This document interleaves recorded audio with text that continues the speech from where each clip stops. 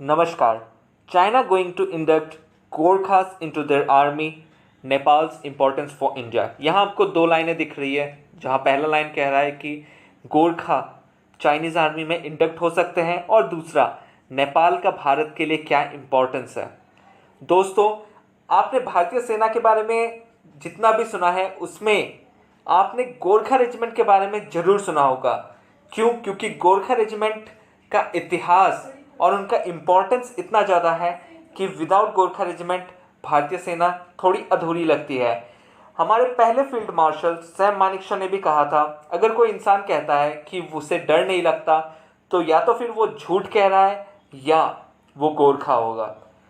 दोस्तों, नेपाल का जो इंडिया के लिए इम्पोर्टेंस है वो इमेंस है। अभी आने वाले जो स्लाइड्स हैं उसमें मैं आपको बताऊंगा कि जो पास्ट, प्रेजेंट और फ्यूचर डेवलपमेंट्स हो रही है वो कितनी हानिकारक है, और जो रिलेशंस है दोनों कंट्री के बीच अगर डिट्योरेट होता है तो इन दोनों के कंट्रीज़ के लोगों के लिए और ओवरऑल इन कंट्रीज़ के डेवलपमेंट के लिए बहुत ज़्यादा हानिकारक है। और इसमें जो तीसरा प्लेयर चाइना, वो भरपूर फ़ायदा उठाएगा। ज़्यादा जानकारी के लिए आइए आगे बढ़ते हैं। नमस्कार दोस्तों, स्वागत है आपका अपने चैनल वीर चरित में। दोस्तों, आप हमसे फेसबुक और टेलीग्राम के माध्यम से भी जुड़ सकते हैं। वीर चरित के साथ बने रहने के लिए प्लीज़ लाइक, शेयर और सब्सक्राइब करें।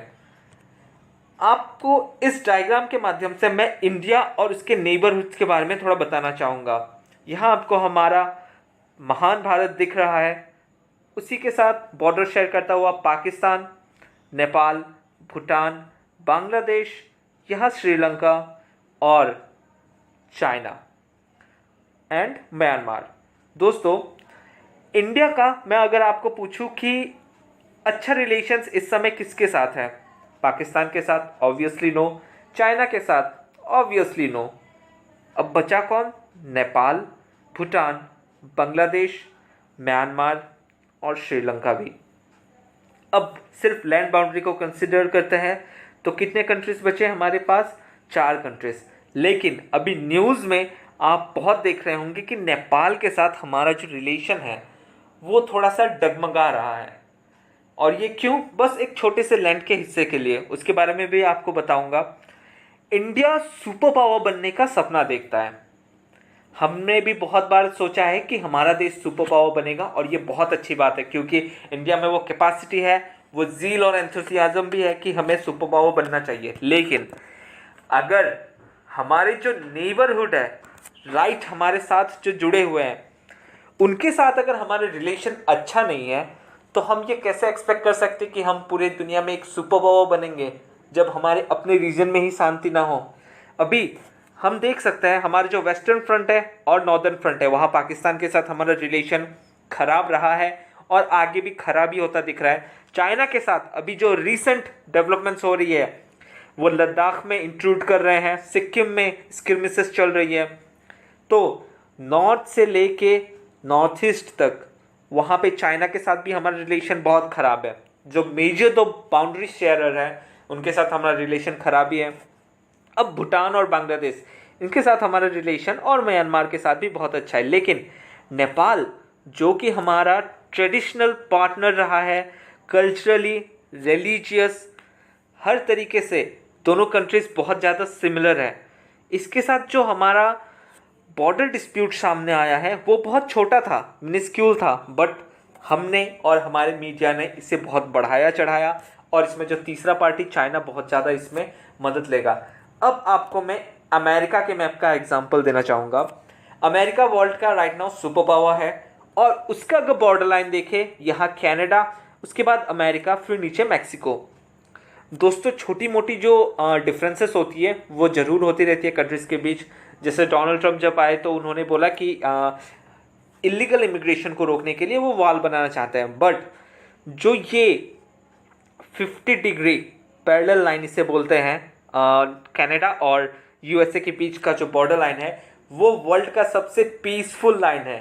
और जो हमारा लाइन है दोनों, मैकमोहन लाइन, और पाकिस्तान के साथ हम रेड क्लिफ लाइन शेयर करते हैं, ये दोनों ही वर्ल्ड में सबसे ज़्यादा वायलेंट लाइन कह सकते हैं, या फिर पीसफुल तो है ही नहीं। अब एक सुपर पावर अमेरिका, ये अपने पहले जो राइट इनके नेबरहुड है, इनके साथ अच्छा रिलेशन करता है, उसके बाद फिर वर्ल्ड में दूसरी जगह देखता है। और ये रिलेशन इतना अच्छा क्यों है? क्योंकि इनके कल्चर, रिलीजन हर तरीके से मिलते हैं और इसी वजह से इनमें इतनी अच्छी साठगांठ है। लेकिन नेपाल और इंडिया का भी रिलीजन आपको पता है, मेजॉरिटी रिलीजन हिंदुइज्म है। कल्चर हमारा बहुत यूनिक है दोनों का ही, और दोनों में बहुत ही अच्छा रिलेशन रहा है। अगर आप बॉर्डर सिटीज़ में रहते हैं इंडिया नेपाल के, आपको पता होगा बहुत ही ईजिली, ना कोई वीज़ा की रिक्वायरमेंट है ना किसी चीज़ की, और हम आसानी से आ जा सकते हैं। लेकिन ये रिलेशन अभी ख़राब क्यों हो रहा है? काला पानी लिपुलेख डिस्प्यूट में। जी हाँ दोस्तों, और इसमें आप देख सकते हैं इंडिया का एक मैप और चाइना का डिस्प्यूट। भले नेपाल के साथ है, लेकिन पीछे का जो थर्ड पार्टी और मेन प्लेयर है वो है चाइना। क्यों? क्योंकि यहाँ आप देख सकते हैं ये जो रीजन है उत्तराखंड का, जस्ट ये छोटा सा रीजन, उत्तराखंड जहाँ आप लिख रहा है यहाँ लेजर बीम से देख रहे हैं, इसी रीजन में काला पानी और लिपुलेख है, जिसके लिए ट्रीटी ऑफ सगौली साइन हुई थी 1816 में। और वो रीजन, ये जो लाइन है, ये दोनों ही मैप नेपाल और इंडिया का डिफरेंस है, और जो टोटल स्क्वायर किलोमीटर एरिया है वो भी अलग अलग दिखाया जाता है। तो 40 स्क्वायर किलोमीटर से 90 के बीच वेरी करता है। ये छोटा सा जो डिस्प्यूटेड टेरिटरी है, इसके वजह से ही दोनों कंट्री में डिफरेंसेस जनरेट हो रही है। और इंडिया का ये तर्क है कि 1962 में जब वार हुआ था, तब चाइना ने इसी जो लिपुलेख और कानापाली एरिया है, इस पोजीशन से भी उन्होंने इंडिया पे अटैक करना चाहा था। तो उसी के बाद से 1962 के बाद ITBP, Indo Tibetan border police force को यहाँ पे स्टेशन किया गया है। अब नेपाल जैसे क्लेम करता है कि ये टेरिटरी उनका है, तो इंडिया और नेपाल के बीच एक साइन हुई थी ट्रीटी 1998 में। इस ट्रीटी के साइन होने के बाद इंडिया और नेपाल के रिलेशन में काफ़ी ठहराव था और पीसफुल भी रहा है।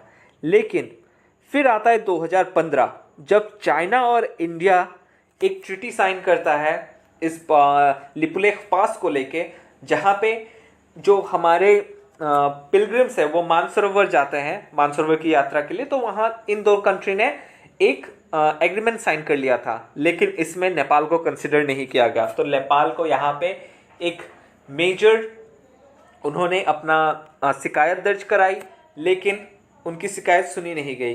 तो अभी जो इंडिया ने एक 22 किलोमीटर्स का रोड बनाया है, नेपाल उसके बाद फिर से इस रीजन को लेके फिर से वोकल हो गया, और चाइना का बैक पावर इसके पीछे तो है ही है।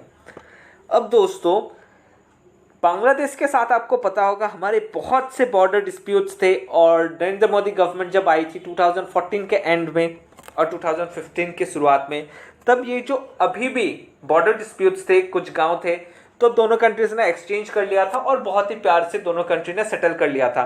तो ये नेपाल के साथ क्यों नहीं हो सकता? हमारा तो बहुत अच्छा रिलेशन रहा है। अब ये क्यों नहीं हो सकता, मैं आपको बताता हूँ। इंडिया और नेपाल का बहुत पहले से ही क्लोज टाइज रहा है, लेकिन अभी रिसेंट में जैसे मैंने कहा कि सिचुएशंस जो हैं वो काफ़ी अच्छी नहीं हैं। और रियल प्रॉब्लम मैं अगर आपको बताऊं इंडिया और नेपाल के रिलेशन में ये है कि इंडिया का लैक ऑफ सेंसिटिविटी। जी हाँ दोस्तों, सुनने में ये बुरा लग रहा है, लेकिन म्यूचुअल रेस्पेक्ट और सेंसिटिविटी का ना होना ये इंडिया की पॉलिसी को बहुत ज़्यादा हार्म कर रहा है। और एक मेजर तबका है जो नेपाल में भी इसके अगेंस्ट हो रहा है हमारे टेरिटोरियल इनकर्जन में, क्योंकि वो ये कह रहे हैं कि नेपाल का जो सॉवरेनिटी है उस पर हम हार्म कर रहे हैं। और कोई भी कंट्री अपने सॉवरेनिटी को हार्म होता हुआ देख के खुश तो बिल्कुल नहीं होगा, हम भी नहीं होंगे, ना वो होंगे। और जो बॉर्डर डिस्प्यूट्स होते हैं उसमें मी ओनली, सिर्फ मैं वाला अप्रोच कभी काम नहीं करता, ना ही करेगा आगे चल के। क्यों? अब ये अप्रोच क्यों निभाया जाता है? क्योंकि देखिए, इंडिया नेपाल को बहुत मदद करता है। जब नेपाल में भूकंप भी आया था तो इंडिया, इसके लिए बहुत तारीफ करनी चाहिए कि इंडिया ने मदद किया था। अभी कोरोना वायरस का जब शुरू हुआ था नेपाल में, तब भी इंडिया फर्स्ट कंट्री था जिसने नेपाल को हेल्प किया था। और ये सब बहुत ही अच्छी बात है, और नेपाल के जो प्राइम मिनिस्टर है KP शर्मा ओली, उन्होंने भी इंडिया का धन्यवाद किया था। लेकिन इसका मतलब ये तो नहीं ना, हम अगर मदद कर रहे हैं तो हम उस कंट्री को छोटा मान ले या फिर हम एक बिग ब्रदर का एटीट्यूड निभाते रहें। दोस्तों, इंटरनेशनल पॉलिसीज में बिग ब्रदर का एटीट्यूड आपको एक टाइम तक ही फिजिबल होगा। उसके बाद जब जियोपॉलिटिक चेंज आते हैं, उसके बाद आपको अपनी पॉलिसीज को बहुत ज़्यादा चेंज करना होता है और बिग ब्रदर का रोल नहीं, आपको बनना पड़ेगा नेपाल के साथ फ्रेंड्स। जी हाँ दोस्तों, दोस्त बनना पड़ेगा। और फ्रेंडशिप बेस्ड जितनी भी ट्रीटीज़ होते हैं पूरे वर्ल्ड में आप देख लीजिए, वो बहुत ही स्ट्रांग होता है क्योंकि उनका नींव ही बहुत स्ट्रांग होता है। दोस्त के बीच ये जो ट्रीटीज़ होती हैं वो म्यूचुअल रेस्पेक्ट के साथ होती है और दोनों ही कंट्रीज़ बहुत ईजिली इसे आगे चला सकती हैं। और ये इजी क्यों है? क्योंकि जो लोग हैं दोनों कंट्रीज़ में, उनके अंदर इमेंस गुडविल है नेपाल को लेके। जी हाँ दोस्तों, हमारे अंदर बहुत ही इमेंस गुडविल है नेपाली पीपल्स को लेके और हमने अक्सर नेपाल और नेपाली लोगों को अपना भाई बहन माना है और इसीलिए गोरखा रेजिमेंट जो इंडिया का प्राइड है वो इंडिया की सर्विस इतनी अच्छी तरीके से करता है। और नेपाली लोगों को भी आपको पता होगा हम इंडक्ट करते हैं इंडियन आर्मी में। अब दोस्तों, नेपाल को अगर हमें अपने तरफ लेना है तो इंडिया को पॉलिसी में मेजर चेंजेस लाने होंगे और ये मेजर चेंजेस कैसे आएंगे? बातों से। जी हाँ दोस्तों, बॉर्डर को फेंस कर देना ये सल्यूशन नहीं होता बॉर्डर डिस्प्यूट्स के लेके। जब आपकी ज्योग्राफी, हिस्ट्री, कल्चर, लैंग्वेज और रिलीजन, जब पांचों चीज इक्वल है तो आप अगर सल्यूशन नहीं निकाल सकते तो कौन दूसरा आके निकालेगा? दोस्तों, ये बात बिल्कुल सही है कि नेपाल में अभी कम्युनिस्ट पार्टी ऑफ नेपाल का रोल है और कम्युनिस्ट पार्टी ऑब्वियसली चाइना के फेवर में रहेगी। लेकिन दोस्तों, इंडिया के खिलाफ अगर नेपाल कुछ भी बोलता है या फिर करता है तो ये सही नहीं है कि हम चाइना या फिर पाकिस्तान कार्ड खेल के हट जाए। अब ये जो डिप्लोमेट्स होते हैं अगर हमेशा ये ही करेंगे तो ये क्या दिखाता है? ये हमारी पॉलिसी में एक मेजर फॉल्ट लाइन दिखाता है और ये भी शो करता है कि हम कहीं ना कहीं बहुत चूके हैं।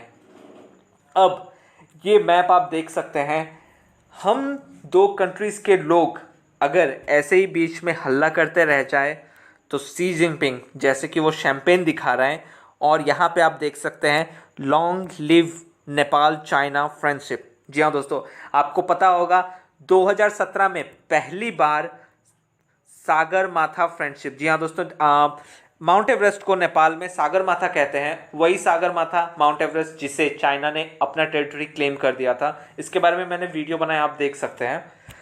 अब सागर माथा फ्रेंडशिप ये एक पहला मिलिट्री एक्सरसाइज हुआ था नेपालीज और चाइनीज़ आर्मी में और ये फॉरवर्ड होगा। क्योंकि चाइना को क्या चाहिए? इंडिया को हमेशा नीचा करना, क्योंकि इंडिया एक दूसरा चाइना को टक्कर देने वाला पावर है और इंडिया जितना ही नीचे जाएगा चाइना इतना ही इस रीजन में ऊपर जाएगा। और सार्क जो south Asian association for regional corporation जो कंट्रीज है, चाइना भले ही साउथ एशियन कंट्री नहीं है, साउथ एशियन कंट्री जो मैंने पहले आपको मैप दिखाया था वही है, लेकिन नेपाल सरप्राइजिंगली चाइना को यहाँ पे भी बिड कर रहा है कि चाइना को आ जाना चाहिए और नेपाल का जो पार्लियामेंट है वहाँ पे भी ऐसी आवाज़ें उठी हैं। तो जब पार्लियामेंट में ऐसी आवाज़ें उठ रही है तो हमें ज़रूर से चेक करना चाहिए कि हमारी पॉलिसी में क्या गलतियाँ रही हैं और ये जो फ्रेंडशिप है वो कैसे अच्छा किया जाए। और ये कोवर्ट ऑपरेशंस के थ्रू कभी नहीं हो पाएगा। और जब म्यूचुअल गेन्स दोनों ही कंट्रीज़ को अपने समझ आ जाएंगे और एक फ्रेंडली नेबरहुड तभी बन सकता है। और नेपाल और इंडिया का जो टाई है उसके डेवलपमेंट के लिए दोनों कंट्रीज़ के लिए बहुत ही ज़्यादा इम्पॉर्टेंट है। और इंडिया को अगर सुपर पावर बनना है तो नेपाल को अपने साइड में रखना बहुत ही ज़्यादा ज़रूरी है और वो तभी साइड में रहेगा जब हम उसे म्यूचुअल रेस्पेक्ट देंगे और सॉवरेनिटी को उसका हल कर देंगे। और नेपाल और इंडिया का जो रिलेशन है उसे स्ट्रॉन्ग बनाए रखने के लिए हम आम जन का भी बहुत हाथ रहेगा। क्योंकि जब कोई भी इलॉजिकल टॉपिक्स दे देता है आपके सामने कि नेपाल इंडिया का रिलेशन ख़राब हो रहा है वगैरह वगैरह, काला पानी डिस्प्यूट जो कि बहुत छोटा सा था एक 66 स्क्वायर किलोमीटर एरिया के लिए उसे इतना हाइप मिल गया था, मीडिया पे मैंने देखा था, वो गलत बात है। अगर हम इसे फॉलो करेंगे तो ये सही बात नहीं है। हमें सिचुएशन को और डेवलपमेंट अच्छा करना की ज़रूरत है, और जो हमारी गवर्नमेंट है, मैं आशा करता हूँ कि वो अपने पॉलिसीज़ में चेंजेस लाएंगी और नेपाल की जो सॉवरेनिटी है उसे हम बिल्कुल ध्यान देंगे। धन्यवाद दोस्तों, खुश रहिए, खुशियाँ बांटते रहिए, और आपका जो भी सजेशंस है प्लीज़ कमेंट के माध्यम से मुझे बताइएगा।